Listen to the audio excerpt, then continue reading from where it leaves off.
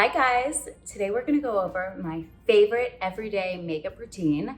I'm using Complexion Rescue Tinted Hydrating Gel Cream. It's an SPF, it's a moisturizer, so it's just one step. I use it every single day. I'm using today Cashew 3.5.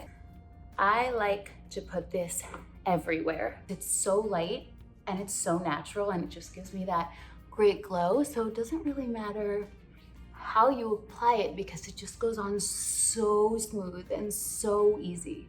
My eyes get a little darker, especially when I'm tired. I put it on my nose, my nostrils, I blend it in. I have some acne scars on my cheeks too, so sometimes I'll put them on my cheeks, as you can see right here. And look, it covers them right up. It's perfect everyday makeup. Sometimes when you do want more, if you're going out at night, you can layer it, which is even better because you only really need one makeup. I put the brush on and then that's how you layer it. The brush goes on really smooth.